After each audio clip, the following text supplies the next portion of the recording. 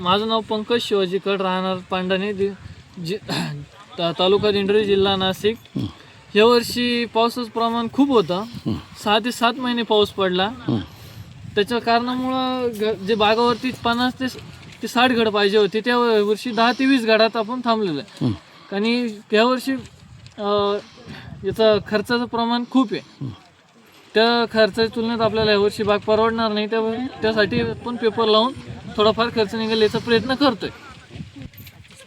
तर 3-3.5 लाख रुपये खर्च होईल, पण त्या का याच्यात परवडणार नाही. आपण माल कमी असल्यामुळं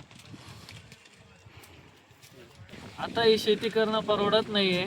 तरी शासनाने थोडंफार अनुदानाचा प्रयत्न केला पाहिजे, याच्याबद्दल थोडंसं लक्ष दिलं पाहिजे. आता आम्ही शाळा सोडून द्राक्ष बागेला शेतीला लागलोय, ती आता आम्हाला परवडेलेबल न झाले. राजेंद्र वामन बामणे, राहणार पिंपळपाडा, तालुका पेठ, जिल्हा नाशिक. आम्ही पेपर लावण्यासाठी पेठ तालुक्यातून इकडे वणीच्या भागामध्ये आलेलो आहोत. ते रानावर असतं. ते जसं रान दाट आहे ना, ते भावाने घेत राहतो. 10,000 कमी असलं तर 5-6 हजारामध्ये असं. आम्ही 20-22 जण आहोत ना, गाडी घेऊन दररोज येऊन जाऊन करतो. दिवसामध्ये 2 एकर लावतो आम्ही, 22 जण.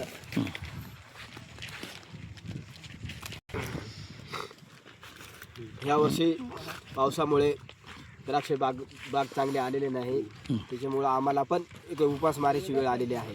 जर आमच्या पेठ तालुक्यामध्ये पाण्याची सोय असती तर आम्ही काहीतरी शेती केली असती. त्याच्यामुळं काही आम्हाला उपासमारीची वेळ आलेली नसते.